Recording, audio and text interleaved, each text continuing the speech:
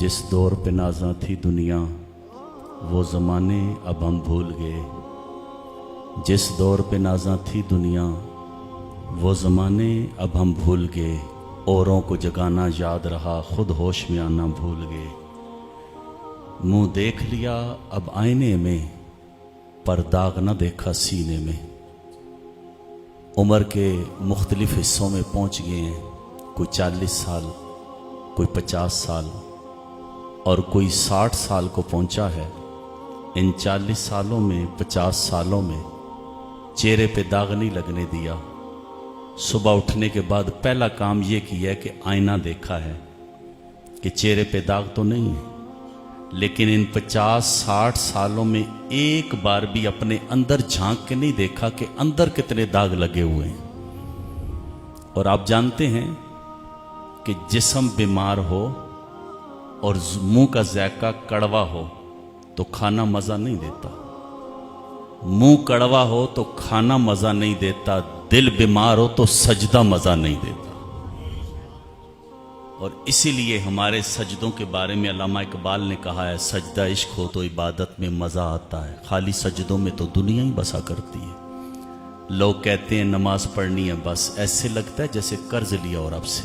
और बाबा बुल्ले शाह आप 2 हाथ आगे बढ़ के बात करते हैं, लौ भी पीती जानते हो ते हज भी कीती जानते हो, खा के माल यतीमा दा पज पज मसीती जानते हो, एक एक कीती जानते हो, दिलां दे फट सींदे नहीं ते टोपियां सीती जानते हो, एक एक कीती जानते हो, नफ्स ते छुरी फेरदे नहीं दुंबे कीती जानते हो, एक एक कीती जानते हो।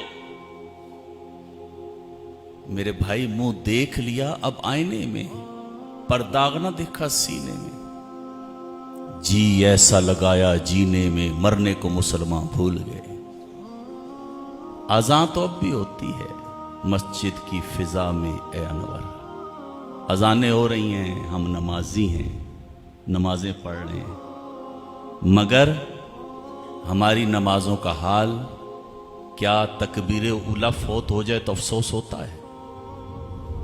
मोबाइल पानी में गिर जाए तो शायद अटैक होते होते बचे।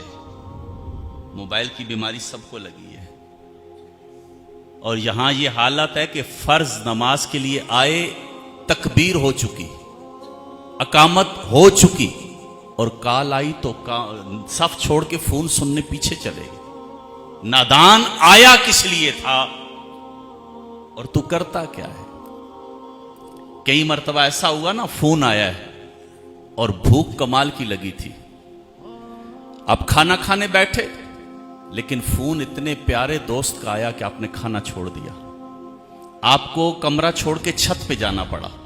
बच्चा पीछे आया, बच्चे को पीछे हटाया और सारी तरफ से तवज्जो हटा के कान के साथ मोबाइल लगा के तुमने अपने दोस्त की बात तवज्जो से सुनी। मुझे बताइए, जितनी तवज्जो से आप अपने दोस्त की बात सुन रहे हैं, कभी इतनी तवज्जो से नमाज भी पढ़ी है? कभी इतनी तवज्जो से अपने रब से बात की है? और नमाज कितना कमाल रखती है। राबिया बसरिया, आप अल्लाह की वलियां हैं और आप इबादत कर रही हैं। रात इबादत हो रही है तो रात को चोर आया। अब चोर आया तो फकीरों के घर में क्या होता है, वो आपके घर में चोरी के लिए, तलाश के लिए ढूंढ रहे कुछ मिले, मगर फकीरों के घर कुछ नहीं होता। जब चोर मायूस हो गया, जाने लगा, राबिया बसरिया ने सलाम फेरा, आवाज दी, खाली ना जा, कुछ ले जा।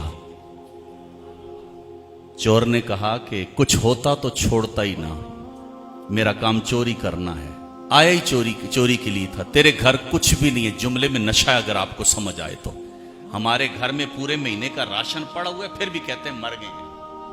अल्लाह ने इतनी नेमतें अता की हैं, फिर भी नाशुक्री की इंतहा है। अल्लाह ने इतना कुछ दे दिया है, मगर जब भी बोलते हैं तो नाशुक्री के जुमले बोलते हैं। फिर भी कहते हैं कि बहुत बुरा हाल है। लेकिन इधर आइए अल्लाह वालों की बात, क्योंकि ये 124वां उर्स है। किबला अब्दुर्रहमान छोरी रहमतुल्लाह अलैह इस इलाके नहीं, पूरी यूं समझिए कि हजारा नहीं, बल्कि पूरे पाकिस्तान के लिए मोहसिन है। आपका नाम पूरी दुनिया में है। और ये अजीम दरसगाह है, इल्मी भी और रूहानी भी। आप कहेंगे रूहानी कैसे? ये इतनी जो बहारें नजर आ रही हैं, ये उस वली कामिल की निगाह का असर है।